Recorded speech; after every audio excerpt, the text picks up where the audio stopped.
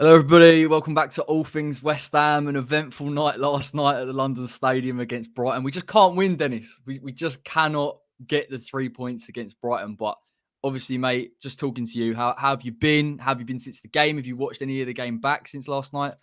I'm good. I'm several degrees warmer now, Oh, and not half. It was freezing. glad to only be wearing one pair of socks today, so that's good. But yeah, it's good. I have watched the highlights back.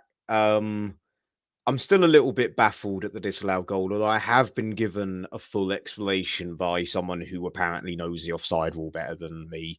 And we'll probably talk about that later. I've seen the goals back. Again, we'll go into a bit more later, but I'm even more frustrated and fed up than I was yesterday, if I'm honest with you, after that.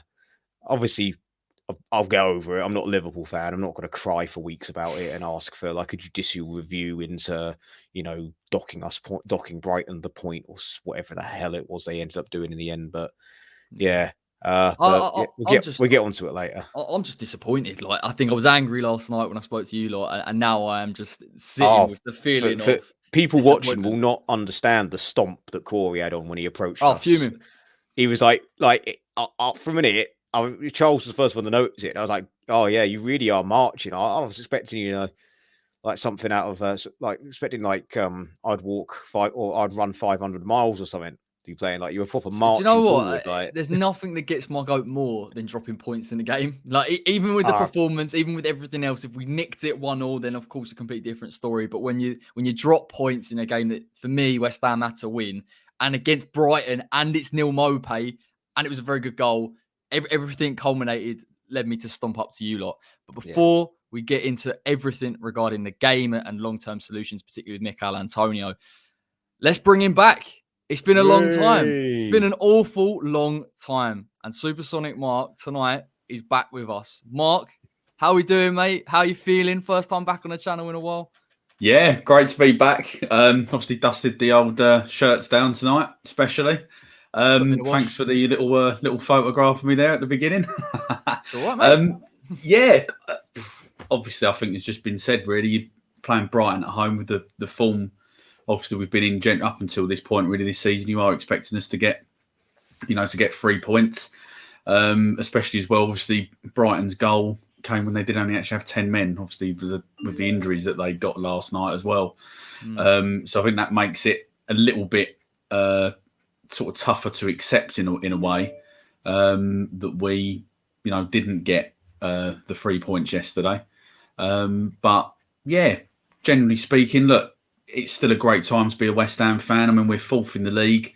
If you'd offered anyone that at on the 2nd of December, I think once they'd fallen off picked themselves back off the floor, stopped from laughing, I think they would have bitten your hand off, to be honest, at that. So I think there's still a lot of positives, I think, for us. Despite last night. Yeah, we are still massive, of course. We have to remember that in these tough times of losing and drawing games to Brighton. I'm glad you brought some positivity because, like I said to Dennis, obviously I still feel disappointed, and I think this is why this is going to be quite a good episode because there is a lot to talk about. I think long term we've got a lot of fixtures coming up and a lot of things regarding fatigue, players being out, players even coming back in and rotating into the first team. We're going to have to start discussing that, and it's a real question mark for David Moyes. So without further ado, let's talk about Mikel Antonio, the man that's on everybody's lips at the minute. Everyone's talking about him. I'll state my claim in terms of the whole conversation. I actually didn't think going into this game, I know his form has dipped regarding goals and assists, but I felt that in some of those games, possibly you could excuse it. I thought Wolves were very good against us with a high press. I didn't think Antonio's hold-up was brilliant. I thought first 20 against City, he was okay with our game plan. But last night was really frustrating. And I'll come to Mark on this. What do you think is the issue with Mickey? Is it purely down to fatigue? We know he's obviously now away with Jamaica at times. Or is it down to just simply a dip in form? And how does Moyes go around trying to reintroduce him, trying to get him back into the mix? I think it's a combination of the two, to be honest. I saw I can't quite remember the exact minutes that Moyes gave, but I think he said about this stage last year, Antonio played about 540, 550 minutes. I think this year he's already up at 1,500 for us, which obviously is a massive jump. We all know the problem that we've got. Our whole system is geared to Antonio. So as you've said, if Antonio's not firing, then I think it's fair to say that we do struggle. And clearly we need more competition in that area, either if that means dropping him and sort of trying to give him a rest and a bit of a kick up the backside, and from that, in an important game, like a league game, rather than rotating him in one of the European games. I think, as I said to you guys last night, one of the things that annoyed me yesterday with Antonio was that I feel that if he goes up against the centre half that's physical, he seems to struggle. He doesn't seem to know. He almost like can't use his own attributes to sort of outmuscle the other centre, the centre half. And I think that was quite noticeable last night. And I think, especially in the second half, where we were dropping deeper and deeper at times, he has started to get a little bit isolated. And if he's not going to hold the ball up, he also at the moment doesn't seem to want to run in behind, which is, for some of his pace, is probably my major concern with him. If he's not going to spin in behind, because we need him to be able to sort of, ultimately stretch the game for us. Yeah, I think you're spot on. I think there's obviously with Antonio, like you say, we built the system around him, but he's got so many different attributes, and it just seems like last night was a game where we didn't see any of them. We talk about movement in behind. It was negligible. We talk about hold-up play, and in particular with regard to centre-backs. Now, I think there's a bigger conversation to be had about how we get the service into Mikel Antonio, and I think it's too easy at the minute, particularly when we're trying to play it long and direct, to force him into an aerial duel. And Antonio's big and he's physical, of course he is. If he's on the half turn, he can get at centre-backs and in behind, but we are, at times, for me, making it way too easy. And you look actually at the physicality of Brighton centre-backs. Dunk last night when Webster went off, Duffy. It's very easy for them to manage, particularly if Antonio is fatiguing. Dennis, how do we go around trying to resolve? How does Moyes go around trying to resolve this issue? Does he? I know we've spoken about him being a default striker option. Of course, we know we only have one number 9, really.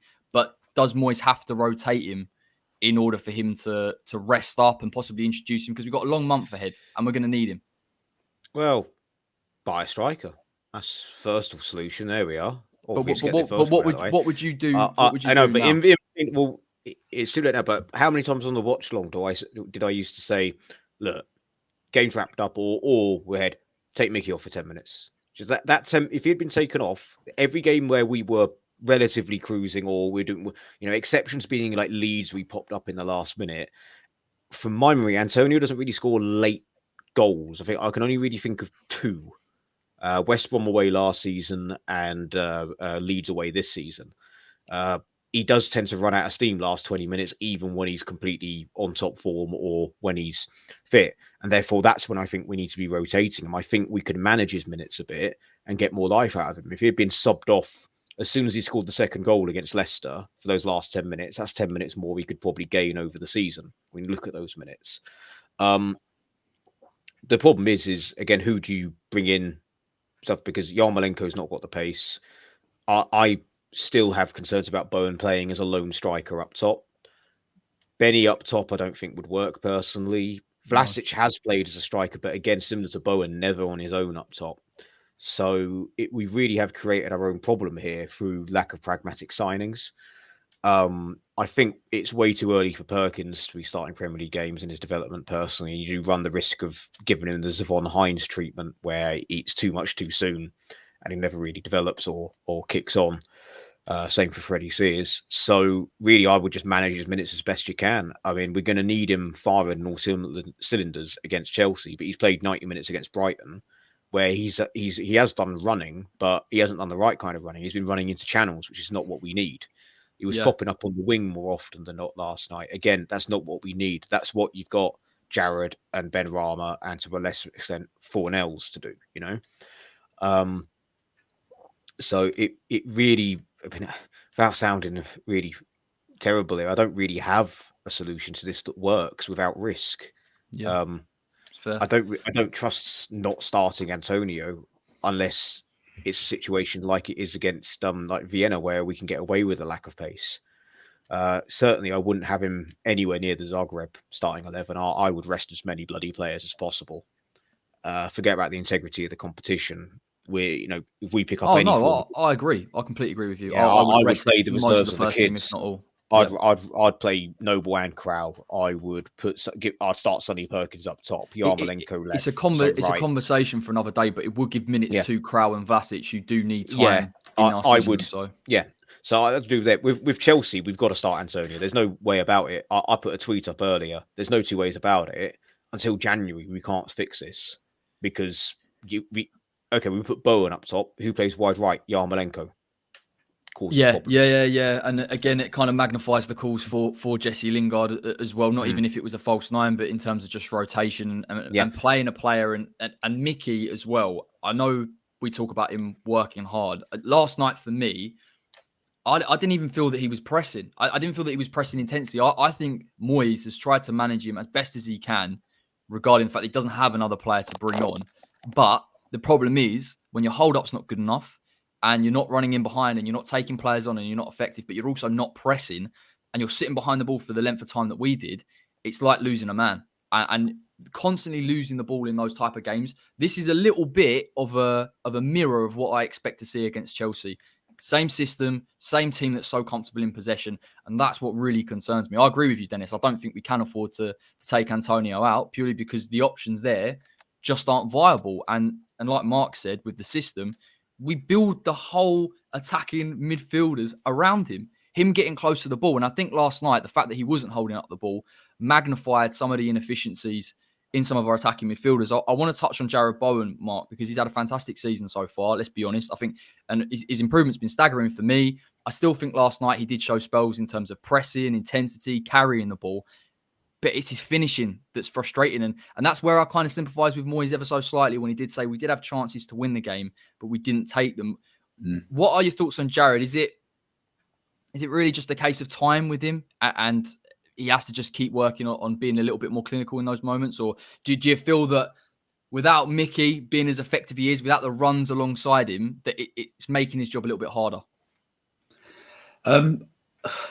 It's kind of both, I think, really. I agree there what you were saying. He did get in behind a couple of times and he did carry it forward. He's just got to keep working at it. I think for the role that he's in, you want to see him getting into them positions first and foremost, getting in and around the box and getting his shots away. And he's doing that part of his game, pretty well in my view. Obviously, the issue is that where he didn't score at the beginning of the season, then he scored a couple, and then he didn't. He really just needs to go away and work on it. And I think this highlights again, because Antonio's not scoring, Bowen's not scoring, and it's just highlighting the problem that we have got. Then you're then asking, well, who else is going to score? Especially when you think someone like Souček last year was scoring goals for fun, and his goals are dried up. So I think it's getting magnified a little bit more at the moment. I've seen some fans saying that Bowen should be dropped, and that he's not up to the standards. I'm not quite sure. Who said that? I've just things I've just seen on Twitter and there was booze last night. And that's the the stuff on Twitter has been ridiculous, mate. Like I've seen someone go, "I'm losing patience with Moyes," and I'm like, I've seen that as well. That's very disturbing. I saw there was someone on the Athletic who made a comment about that. Basically, Moyes' reputation would be defined by his January signings. And I'm looking at the league table and I'm thinking, hang on a minute here, we're fourth, as I said earlier. And it's just kind of like, why would that, we know that there's problems that we've got to go and try and resolve. But I just sort of think that the expectations have gone too high. Booing the players off the pitch last night because we've drawn 1-1 at home against Brighton. Yeah, disappointing result. But come on, let's get in the real world here a little bit. The thing I'd say is my interpretation of the boom was booing the officials, if I'm honest with you, was the interpretation that I got rather than booing the players. I can't fault, with the exception of, Antonio wasn't really having his top form. Benrahma also in my opinion, didn't really have a good game, and less said about Masuaku, the better. We'll get onto it. I thought quite a few players individually played well. Again, we'll probably go on to that later. But the one bit to add a little bit of historical context, I think actually that comment, Mark, is actually a little more accurate than you think when it comes to his reputation, because he had a reputation at Everton when they were doing well not signing the right players in January and the wheels falling off and them finishing 8th. That was his legacy at Everton for mates of mine that are Everton fans. He was the nearly man. It worked for him one time in 2004-05. We got top 4. He very rarely would sign players in January for Everton, and then there'd be an injury pile up. I remember when Lukaku did his Achilles tendon, and that really screwed them for the 08-09 season. So I think maybe there's a bit of historical context there in that at Everton, from outside looking in and what I'm hearing from the Everton fans, is that he would not sign that player they needed to get them over the line. He did that last January with Lingard. We don't sign Lingard in January. We probably have a world of problems when Mickey gets injured. I'm not saying that he alone got us Europe, but we probably wouldn't have got it without him. So I think that if he makes the right signings here, he redeems himself, Moyes. But if he does what he did at Everton and not make the right signings or leave it to the last second, it could be that, here we go again. This is a big opportunity for us in January, especially with the alleged investment coming our way to address the problems. I say we need 5 signings. We need, and I'm not saying we're going to get all of them in January, but we need just standard Jesse Lingard signing or the equivalent. We need a left-sided centre-back. We need 2 strikers, and we need a top quality left-back. Now, I reckon top quality left-back waits till summer because that's going to be bigger money. But this window, we need to get 1 striker, a left-sided centre-back. I think we need 3. Yeah, I think we need 3 this January. January. That's what I think we need. I thought you meant 3 strikers for a second. No, in my dreams. I'm not disagreeing with the positions that you've said at all.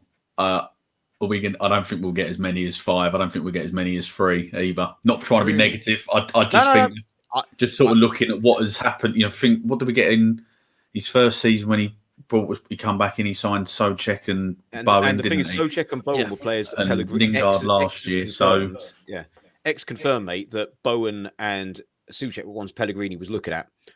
He wanted Souček in summer 2019. I remember that being on an older podcast of X, that he was already on the scouting list, and Bowen was someone we've been looking at for a while anyway because of his goal scoring record at Hull. But as a striker, we were looking at him, not a right winger. I think it's interesting. We're having. I've not looked at Moyes' tenure in the way that obviously you've spoken about and the comments have alluded to regarding what he's done at Everton. I've got a lot of patience with him. I do, and I think.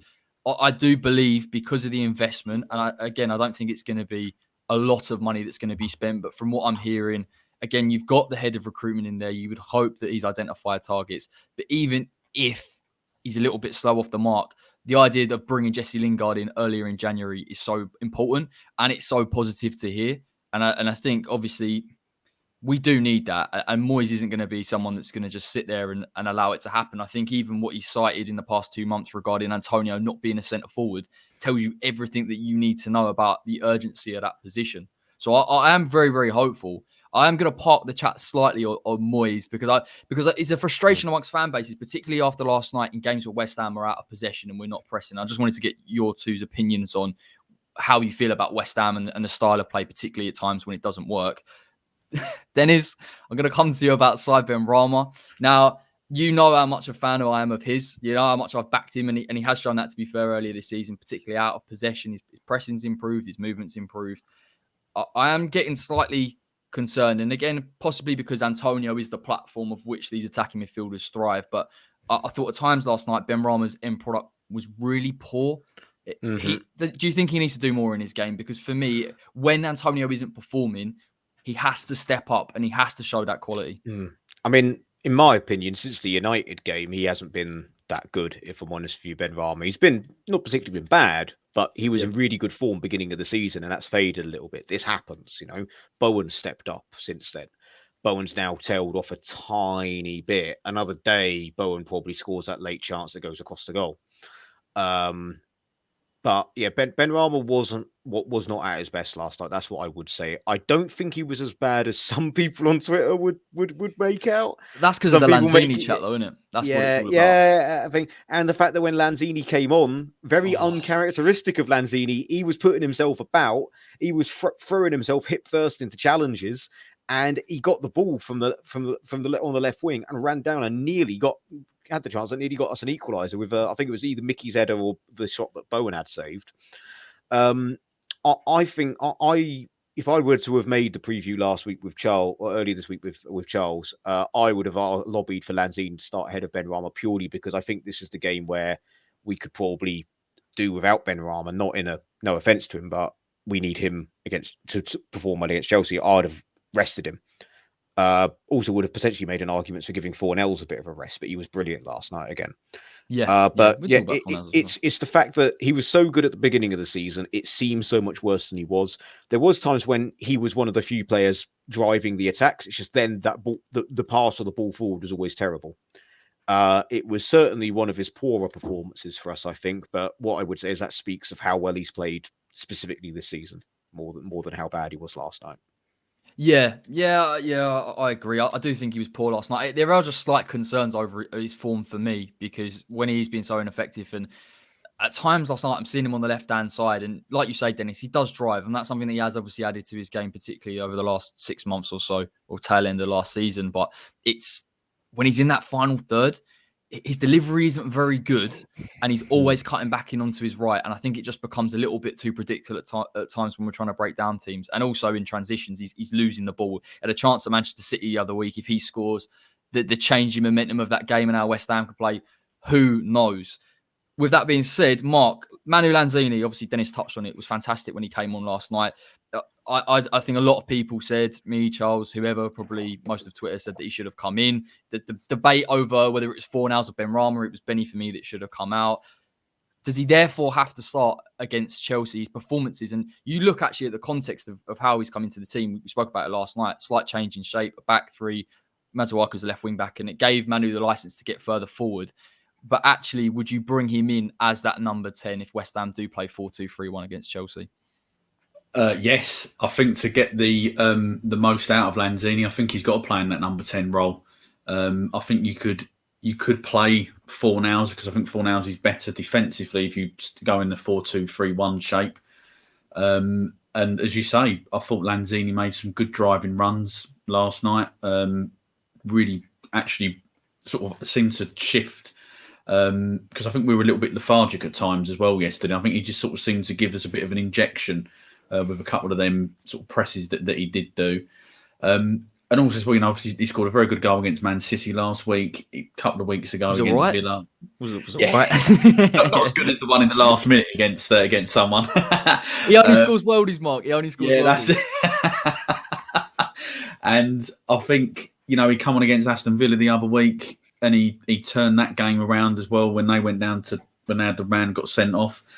And if you're looking at it from Lanzini's point of view, he's getting these cameos and he's effectively doing everything that he can to get in the team. At some point, that has got to be rewarded, in my view. You can't, especially if you've got a couple of players that are either just had a little bit of dip in form or, they're in, as they like to call it, they're in the red zone. And I think that's probably some of the other reason we were just saying about Benrahma. And obviously we've mentioned it with Antonio. I think that Benrahma falls into the same category.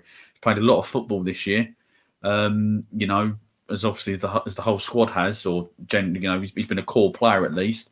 And I think this is where you have got to look at, a rotational situation, especially as we know with all the games that we've got coming up in the next few weeks. It's funny because Lanzini, as a conversation point, has gone from being a rotation option to a player that is genuinely competing for the first team. And his improvement, and people will say, well, he's only played, spells here and there and he's not played consistently. I actually think the games that I've seen him in, every game, he's been so composed in possession. He's been fantastic in that sense. But in the final third, his composure as well. I think he's really adapted to this side. And I think it'll be exciting once if we get Jesse Lingard in and you've got Lanzini, and if Vlasic can get minutes under his belt, we do have genuine options to start pushing those attacking midfielders, because as much as Mickey is crucial to their performances, those players don't have many players behind them pushing them, and we need that. What do you think about that, Dennis? Well, one thing I was going to come in with the whole Lanzini thing is it goes back to, again, a bit massive throwback. During lockdown, I remember there was the Jack Collison podcast for West Ham Way. And I think this is my first ever involvement with West Ham Way, as I asked the question of, Jack, how did he have to change a game after your knee injury? And he mentioned that it took him a long time to get back to playing how he wanted to play. It wasn't until the sort of latter end of the championship season under Allardyce that he felt that he was back playing well, and he had to really change his game. He was a lot more deep lying than he originally was. And that could be what we've seen with Lanzini, and that it's taken him a year of consistently being fit to change his game and adapt it, because obviously he doesn't have the pace that he once had. And I would like to think that our coaching staff, know that he isn't going to be like what he was before and haven't written him off and have been working with him to do that. And we're probably paying dividends for that. So I am someone, I will hold my hands up and admit that I did write Lanzini off towards the end of last season, or middle of last season. Big thing is a friend of mine, the moron that once claimed that we have a better bench than Liverpool when we had literally 2 goalkeepers on the bench. Used to go, we got Lanzini, that's a £30 million player. I'm like, no, but he's only got 1 leg now. Obviously, that's changed a little bit, and I think it says that the fans are now saying that he should be starting, because a lot of them would have been happy to see the door for a £5 million fee. They'd have bitten your arm off for it in summer to fund a striker or something like that. So yeah, and I again to go back to the question you did ask me though about Lingard. No, It's all right, Dennis. I'm used to it. Don't worry. I wanted to say that point about changing the game and the fact that look what's happened now, and it's sort of referencing the fact that Jack Collison had a very similar injury and was like, yeah, I had to completely change my game, and it took me a couple of years to get used to it. Mm-hmm. Yeah, absolutely. I think players will benefit from competition. Players will benefit from training with other players, and also going back to Lingard, he was a big personality. He was always involved in the videos and things that we saw last season. So I think in several aspects, our attacking players will benefit from that. Yeah, even if it is just a refresh. The final point on Lanzini actually is, I think for the first time the other day, I thought, I can't remember, touch wood everything, guys, the last time he was injured. And that's a massive point. I know. It's a massive point actually, wow. Because the same goes for Yarmolenko, albeit I'm not quite sure he's going to actually progress in terms of his improvement in style of play. But I think that's crucial. And again, Lanzini has, since he's come back from that knee injury, had niggly injuries that have stopped his momentum. And Burnley was the game last season for me where I thought, hang on a minute, not for every game, but for games when you need to build possession, he's perfect. And even now, I think if you're looking at a player that can beat presses, and West Ham, I believe are trying to resolve it. We're seeing a lot of distribution from Fabianski to the fullback. There is something that Moyes is trying to work on. Manu is the one player, and Declan Rice, to be fair to him as well, that can beat the press and play through it. And it just gives us a great option. And I do hope against Chelsea, maybe Moyes thinks it's not the type of game. Maybe Fornals plays in the 10. I'm not sure. But I would like to see him sooner rather than later, if I'm honest. His performances definitely deserve it for me. Now, let's get on to Arthur, because we've left it long enough. Arthur Masuaku, I do have a problem. I'm going to leave it to you boys first, because I've said my bit on the review last night. Mark, where do we go with Arthur? Because I like to think I'm quite balanced in terms of what I get from him and what Moyes wants from him. But, and you said it earlier, and I know it's brilliant to be fourth and this, that, and the other, but we are competing at this end of the table. And like last night, when the margins are so fine, everyone has to be switched on, even when you're underperforming. So, with that being said, what do we do with him? Because I'm starting to think now, is he even worth having in the club? Is it not worth trying to replace him and look January, summer, and say, let's get a consistent player that we can trust? Because we just can't afford it. Well, to be perfectly honest, I've never been a fan of Arthur from the moment I first saw him play, where he decided to catch the ball twice in the space of a minute, West Brom away. If anyone was there, will remember. Did he set off? And yeah, it was a long old time ago.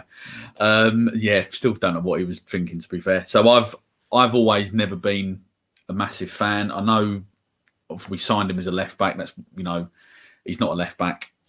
He's a left wing back, left winger. I think last night it made perfect sense for him to come on. Obviously Lamptey came on for Brighton. Try and put another pacey player up there. And obviously try and protect Johnson as well a little bit. But he's worked under Bilic. Obviously Julian Dix was part of that coaching staff, Pellegrini, and now Moyes. And no one can seem, concentration's one thing. He can't. He just switches off time and time again. You're not going to be able to coach anybody that. But it's more worrying that it doesn't matter how many games he plays for us. You always know that mistake in a 1v1 situation, more often than not, is going to happen. And that's for me is the major worry, that he just hasn't improved. You know, his body shape, I've watched it back, his body shape was totally wrong. And to be honest, as I said last night after the game, I said I think a dummy would have been more useful, to be honest, than Arthur in that situation yesterday, because it was honest. You know, it was so bad. What do we do with him? You know, we've been talking about like rotation of players. I wouldn't feel comfortable, and I think this is glaringly obvious now, that Moyes won't play him as a left back at all. He's obviously he's played Johnson there a couple of times, like in the European games, and left Arthur on the bench. If he's going to play, you have to accept he's going to be either a wide left midfield player, or a wing back if he goes to the three at the back. Personally, he's not going to play regularly in the latter two roles that I've mentioned. I think I would have moved him on in the summer, to be honest, but obviously with the injury and whatnot, that wasn't possible. I would definitely, he would be one for me that I would be looking to offload, because unfortunately I don't feel that he's improved, and I don't feel that I know people talk about him driving forward and running at players, but you know, and people, obviously there's all this stuff now about, you know, expected goals created or whatever it is, and all the rest of it. For me, it's about what actually, when he plays, how many assists has he given in, you know, for me, he doesn't do enough when he gets into that attacking third to go, well, yeah, you should be starting ahead of Benrahma. I mean, some of his crossing last night, I mean, bloody hell. It really was. And you're just sort of thinking, well, if we've decided we're not going to play you as a defender, so we're going to play you in your more natural position, and yet you're still, you know, we've just spoken about Lanzini taking his opportunity when he came on and sort of, you know, and having a positive impact. Unfortunately, Arthur did have an impact, but it was at the wrong end of the pitch again. You just can't see where he's going to start. And as I say, he would be one for me that I would look to move on. I know it might be a good egg in the dressing room or whatever, and that's why they're keeping him there. But, you know, in terms of like squad competition, no. Yeah, and do you know what worries me more than anything, and Dennis, I'll get your opinion on this, is the fact that a lot of these players under David Moyes have improved. I've even seen Fredericks improve defensively, body shape-wise, movement off the ball. I've seen things where I've gone, actually, yeah, okay, he's limited as a player, but you can use him in a certain game, in a certain style. Masuaku frightens the life out of me because, last night he was poor, and you're absolutely right. And going forward, I don't think he's effective enough as he has been when we've seen him in the past. But defensively, it is absolutely woeful. And we know the onus on that left-hand side attacking midfielder. We know what Fornals does in terms of protecting Creswell. And when you aren't fulfilling that, you aren't disciplining the Manchester City game. But worse than that, as a defender, you're allowing Lamptey onto his right foot. You're allowing him to thrive where you know he's going to cut it back and get a cross in. For me, it's borderline unforgivable, because you know that's exactly what he's going to do. Dennis, where do we go? Like I say, I mean, the coaching from David Moyes, we've seen improvement. We're just not seeing it with Arthur. And what can you do with him? I mean, well, I'll answer that point in my own way, purely because there's a few things I want to say sort of to agree with Mark, but also just to add even more depth. Because I'll be honest, I've had the goal on repeat while we've been talking. That's why I muted myself so I wouldn't sigh or say something. I did see a little tear come down your eye. Actually, yeah, no. I've had Amazon Sport Twitter have got it up, right? And oh my god, the breakdown of this goal is ridiculous. So for starters, Masuaku he starts running after Lamptey starts running. So as a defender, if you're already catching up with an absolute, you know, like road runner almost like Lamptey, he's so quick and he's brilliant. I'm just going to say, when he came on, I was like, oh God, the one player I did not want to come on for Brighton was Lamptey. So, you know, Johnson's holding his position well, purely because he doesn't have to go to him because he's trying to get a block on the cross. But Masuaku's already playing catch-up before it starts. But I'm going to absolve Masuaku a bit of blame here, because I think the person that's gotten under the radar and gotten away with absolute murder in this situation is Craig Dawson. And I was wrong about Craig Dawson. We all were. So I'm not going to jump on any anti-Craig Dawson bandwagon. He's done well for us. Go on, do it. But he's literally, I've got it paused now, and his body position as Morpé's setting up is not going towards the ball. He's watching the ball and going backwards. So he goes backwards away from the ball as it's crossing in. Of any defender we would have, I'd expect Craig Dawson to go towering in and potentially even, James Collins style. And all he has to do is take a sidestep or go forward towards the ball. And okay, he may hurt himself, but he stops the goal. He stops the goal fundamentally if his position is a bit better. So Dawson is as much to blame, in my opinion, as Masuaku for this. I'm just going to say that goal. Controversial, and I'm not anti Craig Dawson, but I don't even think it's controversial, mate. I agree with you. I watched it back, and I I thought last night he was so tentative. I saw some. I'm not going to name him, but he's a notorious muppet on Twitter saying that Areola would have saved it. Jog on. Areola weren't saving that. Areola ain't saving that. I ain't naming who it is, but I think they both. He's known for having his weird opinions. I'm parking that chat with the goalkeepers because I'll tell you what, some of the opinions it's so Areola would have saved it apparently. Yeah. Nah. Buffon wouldn't have saved it, mate. I think you've had 2 goalies in there that wouldn't have saved it. To be honest, honestly, I hate to give credit to Neil Maupay because I can't stand him as just his personality, but it is a worldy finish. It is a very, very good finish. And sometimes Brighton played very well last night, and Graham Potter is doing an amazing job with the resources he's got. Mm-hmm. I think Brighton are a more cash-rich club than people realise, but they haven't massive, with the exception of Maupay and a couple of others, rarely have they spent over 15 million on a player. And then really well. Anyway, but back to the point about Masuaku, because like you said, no, because here we go back, because I wanted to talk about the goal a little bit more, just to add a bit more light. But back to Masuaku, yeah. The main thing I was going to come in with is players have improved, but he is still having the same mistakes. We used to have that old, it was the old conundrums, like Schrodinger's left back, I think they called it on Twitter. Cresswell has 2 games, 2 poor games. Masuaku comes in, he has 2 good games, he has 2 poor games. Everyone calls for Cresswell to come back in.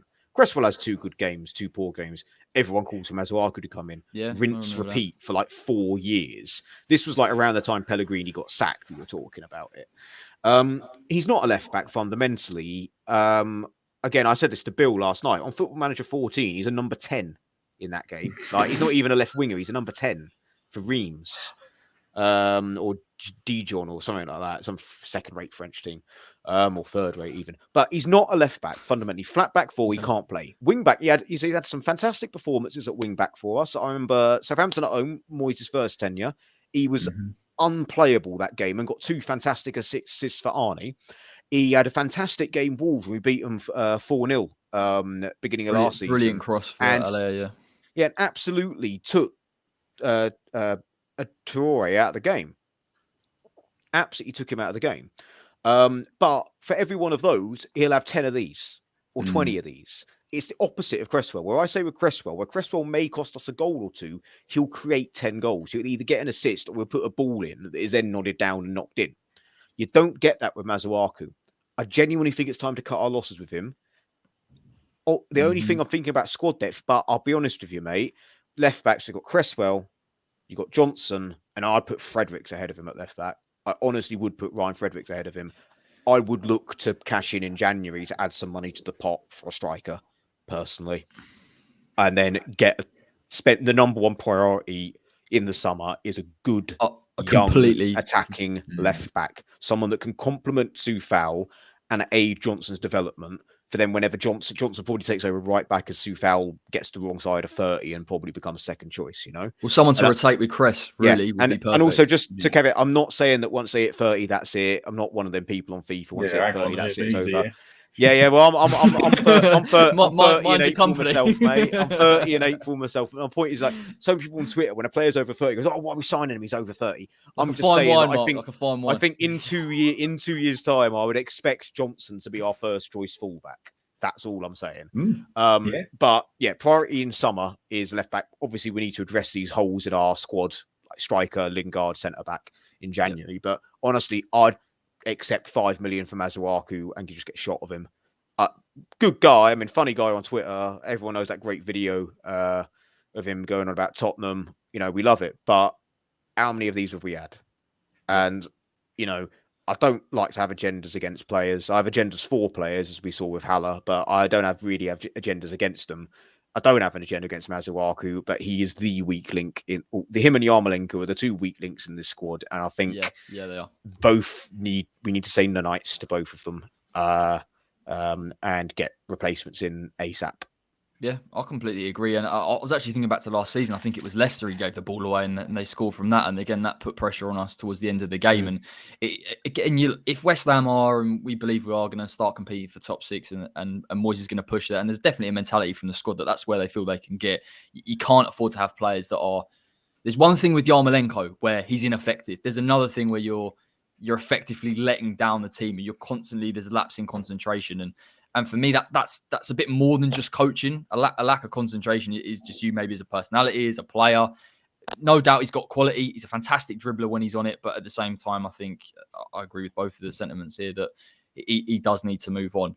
To end this, and we touched on it earlier, I thought it was a really interesting point actually, because, and I see this a lot, and I tend to have a lot of patience with it. Now, games like last night, West Ham relinquished possession completely. I actually thought starting position in terms of midfield and the forward players was decent. I thought it was to deal and stop Basuma dropping in, collecting the ball, and then to dominate the ball over large periods of the game. But obviously, we saw that West Ham weren't intensely pressing. We aren't a pressing team. Mark, how do you feel about that in games like that? Because people said Brighton's a team that West Ham should be looking to play on the front foot against. Are you a person that thinks with this David Moyes team, you don't mind not having the ball, you don't mind not dominating as long as you get the result? Or do you want to see progression from this West Ham side and you want us to evolve long term? It's a difficult one, it's a bit of a loaded one. I've just sort of thrown it out, but I was thinking as we went along. It is difficult. I think you've almost really got to just sort of on a game by game basis, really, whoever you're going against, whoever you're playing against, really.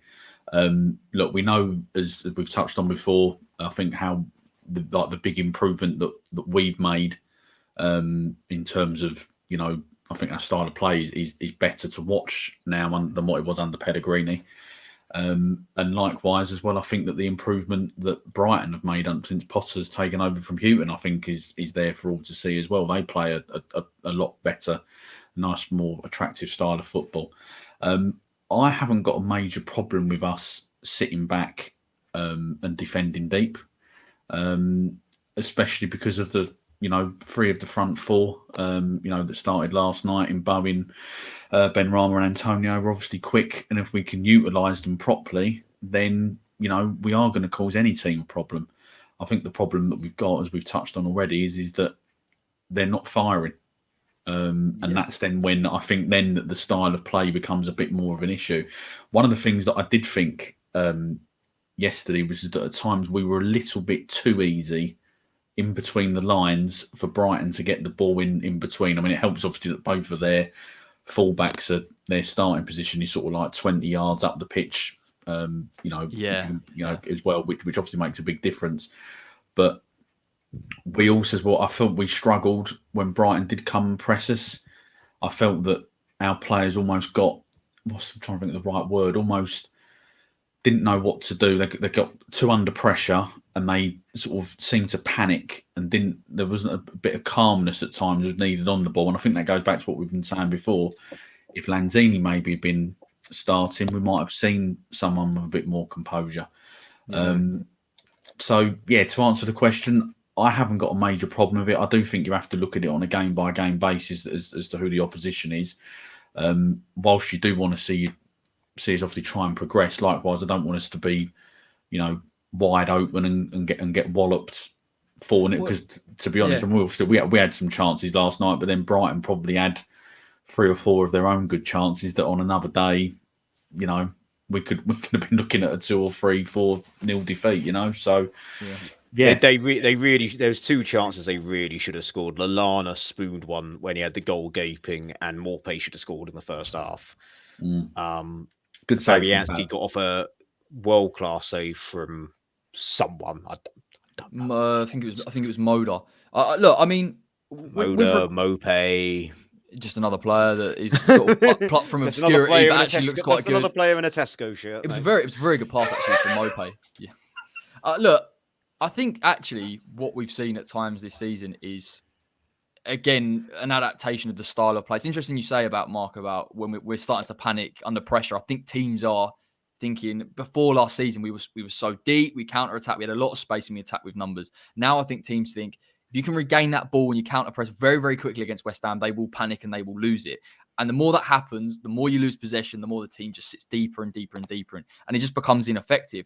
I think first kind of 20 minutes against Manchester City, it's ambitious. It's when the game plan changes. It's like last night when Cucurella's standing essentially as a left winger, and everyone's thinking, well, I'm going to have to just recede deeper and deeper and deeper, and it's frustrating. And counter-attacking football is fine margins because it good shape. It borderlines on being negative versus being effective, and you get either side of that, then people are ferocious. But to be honest, I was interested, and I'll ask Dennis this: when you play against teams, I think sometimes people look at the name, and if it was Man City, and granted a much better team than Brighton, but when it's Brighton, people go, "Oh, West Ham have got to be dominating the ball and pressing Brighton." Dennis, I don't know about you, I don't feel that we are good enough yet to press. We're not a fantastic pressing team. We're an organised, disciplined unit, and we have to work to our strengths. Yeah, it's whether it's good enough. It's more also, do you have the personnel or the amount of personnel? Because to press, you wear out players by pressing. So, all our players have certainly gotten fitter, but you look at Brighton's bench, you look at our bench. Brighton's bench, the bench are probably more suited to the system they're playing. Our bench, Yarmolenko is not suited to the system. I'd argue Lanzini is barely suited to a pressing system. I don't think that we got the personnel fundamentally. We're still, again, a few signings away from having that.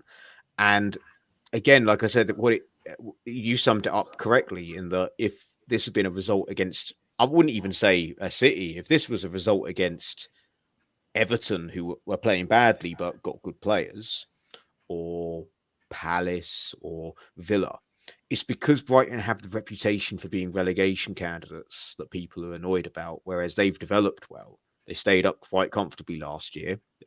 Probably going to finish in the top, could well finish in the top half. They're a striker off finishing top half for me. I think they're that good. So that's what I'm saying. Like, I think what it is, it's just the general disrespect to what Brighton have done, in my honest opinion. It's similar to us. Like when people go, "Oh, you should be battering West Ham. What's going on?" Well, hang on a minute. You can't batter us anymore. You got to get narrow victories. When was the last time we got battered? Liverpool at home last season. That's the last time we got battered. Even tail end of the City game, and granted, it was so frustrating that game again, and it's not nice to lose. We all don't like losing, but West Ham was still plugging away towards the end. Manu gets the goal. Last night was really gutting, and I think in terms of performances, I could understand the Wolves, I could understand Manchester City. That was gutting because that is a game that we should be winning. But I just think we undervalue the quality of the opposition and the game plan that we have to play. And I don't want to get to a situation down the line in 2 months where, say, for example, the momentum dips slightly and it's sort of peaks and troughs and everyone's panicking and the style of play becomes the issue. Because I feel that under Moyes, we have evolved and we will keep evolving. And I think it's just signings, if I'm honest. I can't see us becoming a fantastic pressing team.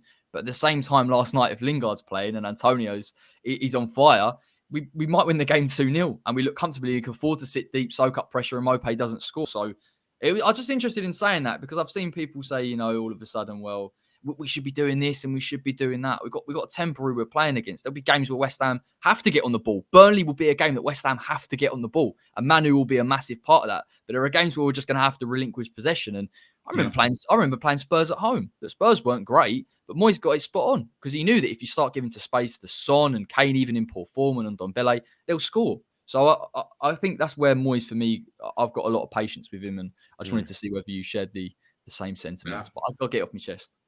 Agreed. And just obviously we've been talking about like rotation of players as well. And I know that he only really started last night. Well, I'm assuming this is why he started because Creswell was injured. But just want to shout out for Vlad at right back last night. I felt he took his chance really, really well, and that's what you want. Someone coming into the team and basically going to the manager, "Hey, pick me." He looked sharp, didn't he? He looked a lot sharper than we've seen him. Yeah, definitely, and I think whether or not that's because that's a hangover from the how much football he played for us last year, and then obviously the Euros and everything. But I think definitely massive shout out for him. He played really, really well last night, and as you say, looked sharp, and that's what you want, isn't it? When someone comes in. Yeah, really impressed. I'm slightly worried as well with Ogbonna. With Ogbonna being out, Zuma doesn't look that comfortable being the left-sided centre back. why we need a left-sided centre-back.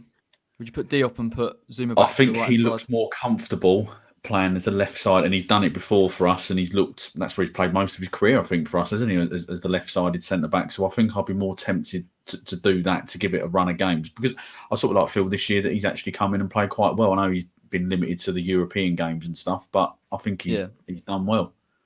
Yeah, I agree. I'm going to park it because I'll tell you what, we could have a whole conversation on Issa Diop and Craig Dawson. That is one that rumbles on. Listen, lads, it's been an absolute pleasure. Pleasure having a beer with you last night, and obviously pleasure talking through the game. I think we can kind of feel a little bit better. We've got it off our chests. I feel better, at least. So, and we've got a big game on Saturday against Chelsea. It's an early kickoff. I'll try and get a preview out for tomorrow if I can. But final words, Dennis, anything else to say?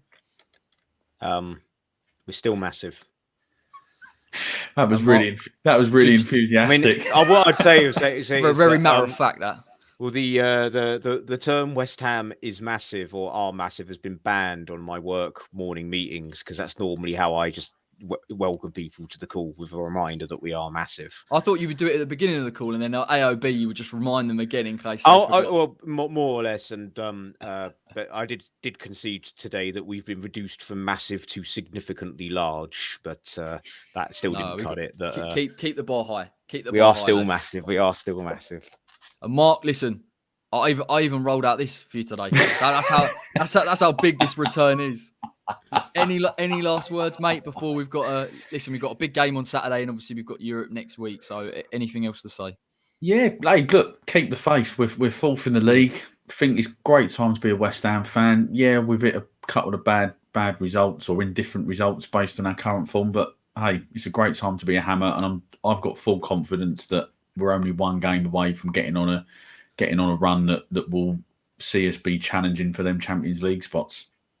I love it, mate. I love the positivity. After all the slander, Mickey's going to get a hat-trick, isn't he? Do you know what? I've got to be honest. That would be typical Mickey. Not to go on too much, but it actually kind of upset me last night where I had to kind of criticise him, because I don't like it, because I love Mikel Antonio. I really do, but we got to call players out. We do, otherwise we aren't being honest. So with that being said, Saturday, hopefully West Ham turn over Chelsea, and this is all forgotten, and it's a distant memory. Take care, everybody. Drop a like on the video. Subscribe to the West Ham Way if you're watching and you're new. There'll be an All Things West Ham on Sunday, where hopefully we've got the 3 points, but I won't speak too soon. Touch wood.